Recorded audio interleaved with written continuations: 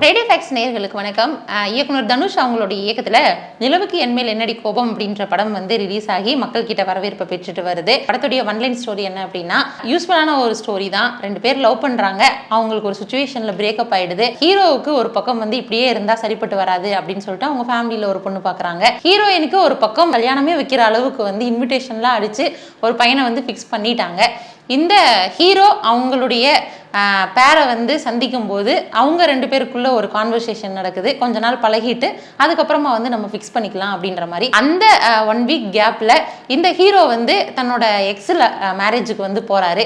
So X மேரேஜுக்கு போகும்போது அந்த எக்ஸை வந்து சந்திச்சாரா, ஸோ அதுக்கப்புறம் வந்து இவங்களோட காதல் வந்து எப்படி ட்ராவல் ஆகுது அப்படின்ற மாதிரி தான் இந்த படத்தோடைய ஸ்டோரியே வந்து ட்ராவல் ஆகும். அப்படி அந்த எக்ஸோட மேரேஜுக்கு வந்து போகும்போது அங்கே என்னென்ன விஷயங்கள்லாம் நடக்கும், அது இப்போ கரண்ட்ல இருக்கிற ஒரு பேரை வந்து பாதிக்குமா, இல்லை அந்த எக்ஸை விட்டுட்டு இந்த கரண்ட்ல இருக்கிற ஹீரோயின் கூடயே வந்து அவர் மேரேஜ் பண்ணி அவர் லைஃப் வந்து எப்படி வாழ்வாரா இல்லையா அப்படின்னு நம்ம எதிர்பார்த்துட்டு இருக்க நேரத்திலேயே இது வந்து நாங்கள் பார்ட் 2ல சொல்கிறோம் அப்படின்ற மாதிரி வந்து இந்த படத்தை வந்து முடிச்சிட்டாங்க.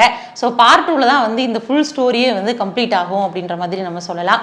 ஃபர்ஸ்ட் வந்து நம்ம இயக்குனர் தனுஷ் அவங்களுடைய பழைய படங்கள் எல்லாமே வந்து கொஞ்சம் ரசிக்கிற விதமாக தான் இருந்துச்சு.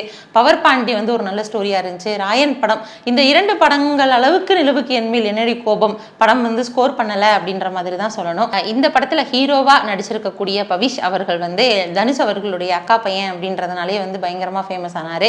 அதை தாண்டி இந்த படத்துல அவருடைய நடிப்பு எப்படி இருந்துச்சு அப்படின்னா, அவருக்கு முதல் முறையான படம் அப்படின்றதுனாலேயே நம்மளால வந்து ஈஸியா கெஸ் பண்ணக்கூடிய அளவுல தான் இருந்துச்சு. இவர் வந்து கொஞ்சம் நடிக்கிறாரு, ட்ரை பண்றாரு அப்படிதான் தோணுச்சே தவிர அந்த கதைக்கு நம்ம ஒன்றி போற அளவுக்கான ஹீரோவா அவர் இன்னும் வரல அப்படின்ற மாதிரி தான் சொல்லணும். அது மட்டும் இல்லாம இவர் கதைக்கு வந்து எப்படி ஒன்றி போறாரு அப்படின்றதே நம்மளால எப்ப ஃபீல் பண்ண முடிஞ்சுச்சு அப்படின்னா, அவர் நடிக்கிற சீன்ஸ் எல்லாத்துலேயுமே நம்மளால வந்து தனுஷை தான் பார்க்க முடியுமே தவிர பவிஷ் அவர்களை வந்து பார்க்க முடியல அப்படின்ற மாதிரி தான் சொல்லணும். ஏன்னா இதுவரைக்கும் வந்த தனுஷ் அவர்களுடைய காதல் படங்கள் எல்லாத்தையுமே மிக்ஸ் பண்ணி இந்த படத்துல வந்து சில சீன்ஸை வந்து நம்ம பார்க்குறோமோ அப்படின்ற மாதிரி ஒரு ஃபீல் தான் கொடுக்கும். தனுஷ் அவங்க வந்து எவ்வளோ கேப் விட்டு சிரிப்பாங்க, எப்படி அவங்களுடைய ஆக்ஷன்ஸ் இருக்கும், ரியாக்ஷன்ஸ் இருக்கும், இது எல்லாமே வந்து நம்ம வழக்கமாக படத்தை கவனிச்சுட்டு இருக்கிறனால தெரியும். அதனாலேயே இந்த படம் வந்து பவிஷ் பண்ணும்போது நம்மளால தனுஷ் அவர்களுடைய படமாக தான் பார்க்க முடியுது அப்படின்றதான் வந்து நிதர்சனமான உண்மை. பிரேக்கப் பண்ண எக்ஸ் கேர்ள் ஃப்ரெண்டா வந்து அனிகா சுரேந்திரன் அவங்க வந்து நடிச்சிருப்பாங்க. இந்த அனிகா சுரேந்திரன் அவங்க வந்து நம்ம ஒரு பெரிய ஹீரோயினியா அந்த மாதிரிலாம் வந்து பார்க்க முடியல, சின்ன பொண்ணு மாதிரி தான் வந்து இருக்கிறாங்க. ஸோ ஒரு யங்ஸ்டரான ஸ்டோரி அப்படின்றதுனால நம்மளால வந்து அதை அக்செப்ட் பண்ணிக்கலாம். அது மட்டும் இல்லாமல் இப்போ ஹீரோவுக்கு கரண்ட்ல இருக்கிற பேரா வந்து பிரியா பிரகாஷ் வாரியார் வந்து நடிச்சிருப்பாங்க.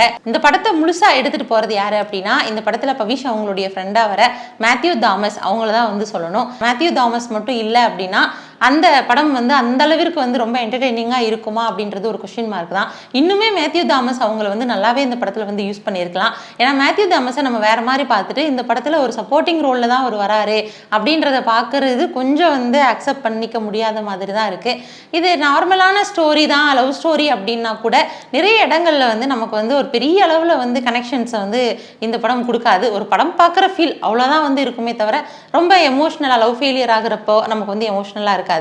ஸோ சில சீன்ஸ் எல்லாம் வந்து வெறும் காட்சியாக தான் வந்து நமக்கு இருக்கும் அப்படின்ற மாதிரி சொல்லலாம்.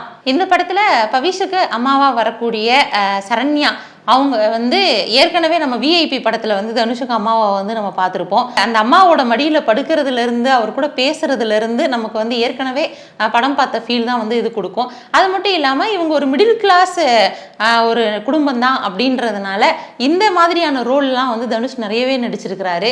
ஸோ அதனால வந்து நமக்கு இது ஏற்கனவே பார்த்த ஒரு ஃபீல் தான் கொடுக்குது.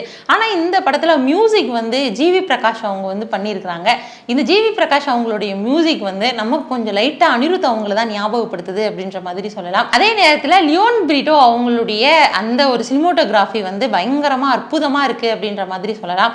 நிறைய கலர்ஃபுல்லான ஒரு காட்சிகளை வந்து நமக்கு காட்டியிருப்பாங்க. இந்த படத்துடைய கதையில வந்து நிறைய ட்விஸ்ட்லாம் கூட இருக்கும். அந்த ட்விஸ்ட்லாம் நம்மளை வந்து கொஞ்சம் என்டர்டைன்மெண்ட் பண்ற மாதிரி தான் இருக்கும். முக்கியமா வந்து மேத்யூ தாமஸ் அவங்க தான் வந்து பயங்கரமான ஒரு சர்ப்ரைசிங் கேரக்டராகவே வந்து இருப்பாங்க. இந்த படத்துல சாங்ஸ் எல்லாமே வந்து ரொம்ப நல்லா இருந்துச்சு. முக்கியமா வந்து கோல்டன் ஸ்பேரோ சாங் வந்து நல்லா வைப் பண்ற மாதிரி இருந்துச்சு. அது மட்டும் இல்லாம இந்த காதலுக்கான சீனை வந்து சாங்ஸ்ல வந்து கன்வெர்ட் பண்ணி அப்படியே கொண்டு போயிருப்பாங்க. ஏடி அப்படின்ற ஒரு சாங் வந்து ரொம்பவே சோல்ஃபுல்லான ஒரு சாங்கா இருந்துச்சு. இந்த படத்துல ஜிவி பிரகாஷ் அவங்களுடைய அவங்களுடைய மியூசிக் வந்து நல்லாவே வந்து பாடல்களுக்கும் சரி காட்சிக்கும் பொருந்தி இருக்கு அப்படின்ற மாதிரி சொல்லலாம். அது மட்டும் இல்லாமல் இந்த படத்தில் வந்து சரத்குமார் அவங்க வந்து நடிச்சிருப்பாங்க ஒரு அப்பா கேரக்டரில்.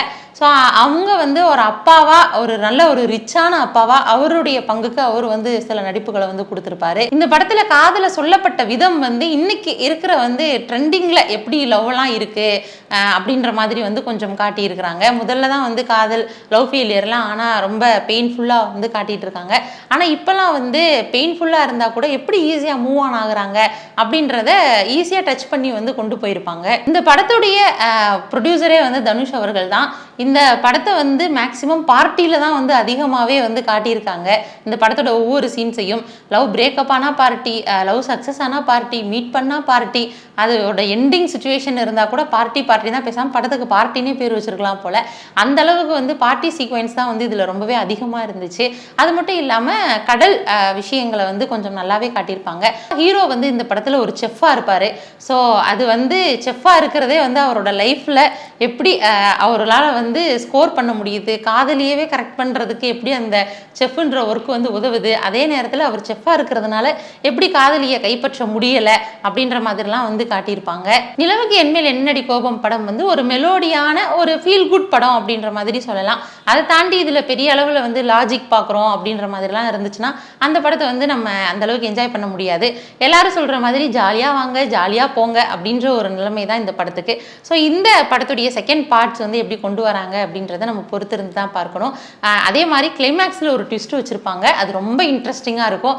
ஸோ அது வந்து சிலரால் இது வந்து ரியாலிட்டியே கிடையாது அப்படின்னு சொல்கிற மாதிரி சிலருக்கு இருக்கலாம், சிலருக்கு வந்து நல்லா இருக்கே அப்படின்ற மாதிரி கொடுத்துருக்கலாம். அது மட்டும் இல்லாமல் ஃப்ரெண்டோட லவ்வரை லவ் பண்ணுற ஒரு விஷயங்கள்லாம் வந்து இந்த படத்தில் இருக்கும்.